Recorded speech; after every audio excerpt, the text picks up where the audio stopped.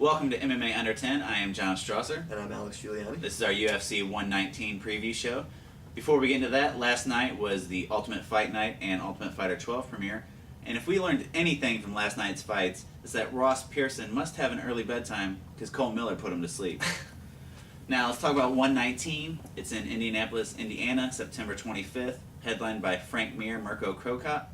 But before we get into that fight, let's talk about the one I am most excited for.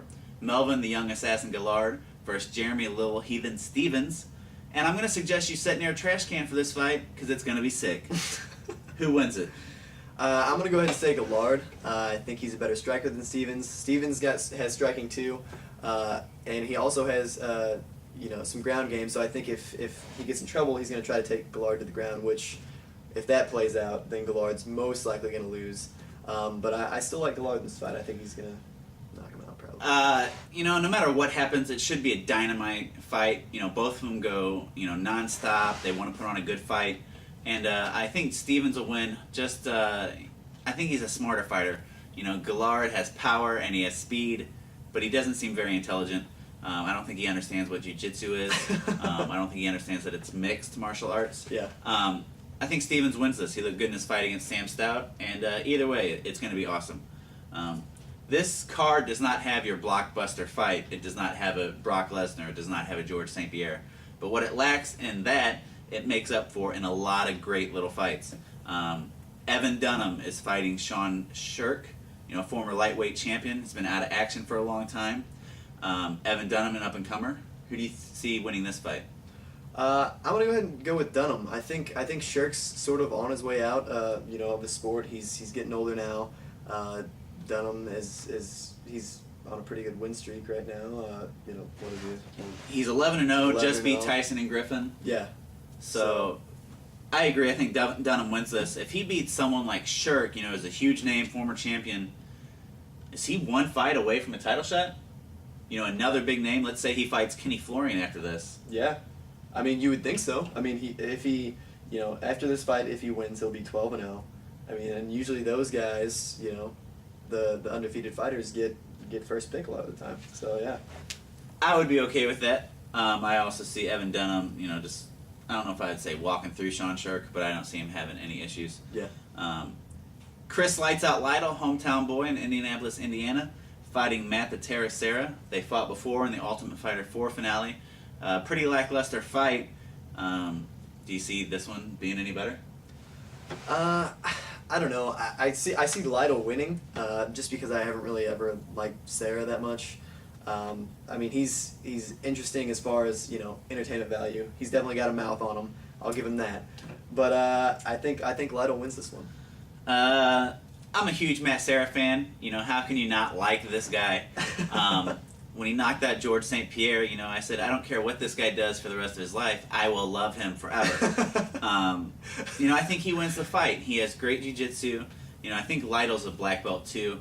I don't see either one of them submit each other. They both have knockout power. I think it's definitely going to be a lot better fight than their first one. The first time, a lot on the line, a title shot. This one, it's more like, okay, let's put on a hell of a show. Lytle's in his hometown, so he's going to go all out. I think it's going to be exciting. I think Serra can win this one, though. Other fights on the card, Matt Meathead Mitrione. Man, I stumbled over that. Versus Joey the Mexicutioner Beltran. Based on nicknames alone, who wins this fight? Meathead Mitrione. That is the worst thing I've ever heard. You're picking Meathead over Mexicutioner. He's Mexican and the Executioner. He's the Mexicutioner. Whereas it's meat and head, Meathead. Alright, so if we're going on nicknames alone, Meathead is the winner, according to this guy. Should be an interesting fight. I'm looking forward to it. Yeah. You also have Season 7 of The Ultimate Fighter runner-up, CB Dalloway, is fighting Joe Dirksen. Please tell me CB Dalloway wins this fight. I hope CB Dalloway wins this fight. I've always kind of been rooting for CB Dalloway. I mean, he did act like a little bitch after losing the finale to Amir Sadallah. If you lost to Amir Sadallah, you would cry too. Probably, but I wouldn't have his little face going on like he's crying in the middle of the fight. Anyway, I still kind of want CB Dalloway to win this fight. Joe Dirksen stepped in on short notice against Tom Lawler. pull out the victory there, and it's kind of like, okay, well, we can't cut a guy for winning, Yeah. which is unfortunate. I'm sure they wanted to. But yeah, Joe Dirksen lives to see another day. I don't expect him to get by CV Dalloway. We'll see. The co-main event, Lil Nog against Ryan Bader. Lil Nog is the underdog in this fight, and I mean, do you think that's justified? Do you see Bader winning this? Yeah, I do see Bader winning this. I mean, Bader right now, he's 11-0. Lil Nog in his last fight, he almost lost to Brills, just because Brills, started actually controlling the fight, and it was a split decision. I believe so. Yeah, lost to a split decision against Nogueira. I just think Bader's youth is gonna win out in this fight. It's hard for me to say. I like Lil Nog. He's won 7 straight. His first fight in the UFC against Lewis Kane, dominated him. But Bader's looked good too. I mean, he's a phenomenal wrestler, and he's proven to have heavy hands. Nogueira's going to have to submit him to win the fight, but I don't know if he can get him to the ground. Yeah. So, I think it's justified that Bader's the favorite. It's just kind of shocking to me, seeing it. Yeah. I'm not saying I don't agree with it. It's just, kind of weird to see Yeah. an Ultimate Fighter winner, Yeah. As the favorite over a Nogueira brother. So Nogueira, the big Nogueira, was supposed to fight Frank Mir in the rematch for the main event, but he pulled out with an injury, and instead we get to see Mirko Crop. Are you interested in this fight? I'm actually more interested for this fight than I was the original lineup. I think Crop, Crop as a striker interests me more than Nogueira. So and I think I would hope that that Mir would like to stand up with him in this fight. I mean, I know if Mir gets in trouble, he's going to take him down. But Mir's striking looked really good against Congo. So I see Mir winning this. But I think Mir learned a lot in the Carwin fight, that if one guy is specializes in one thing, and that's standing up, and you don't stand up with him. So True, I think he's true, going to true. take him down early Yep. and submit him. Either way, I want the winner to fight Nogueira. It's going to be a rematch no matter what. So I think either one is exciting. It's appealing. I want to see it. Getting close on time before we head out. We want to talk about some of the worst decisions we've seen. If you had to pick one that stood out above the rest, what was the worst decision you recall? the worst decision that I think I've ever seen is Hamill versus Bisping. Hamill was controlling the fight, pretty much the entire fight. When the fight was over, there was no question in my mind who had won. But again, when you go to the scorecards, some of the judges were saying that Bisping was, standing back and jabbing, and Hamill wasn't really doing anything to counter.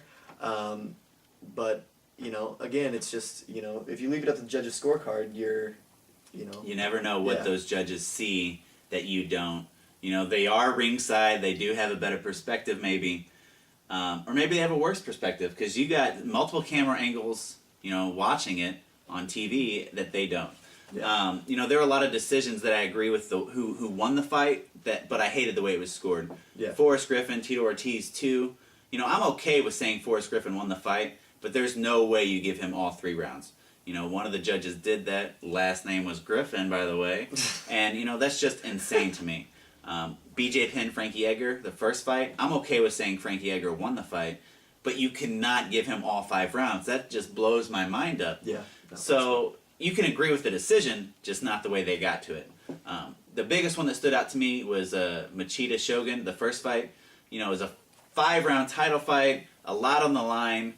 There was probably 8 of us watching it at the house, and every single person thought for sure Shogun won the fight. Yep. I myself would have scored at 49-46 for him. We thought for sure there was a new champion, and lo and behold, Machida kept the belt. So like you said, you cannot leave it up to judges because you just have no idea how they're going to score it. It's definitely frustrating. It's just the way it is sometimes. You can't change the rules, or they're not going to change anytime soon. Yeah. And it's just the way it is, unfortunately. You got to deal with it if it goes to a decision. Finish fights. Cole Miller right there. So, Alex Giuliani, John Strasser, MMA Under 10. Boom.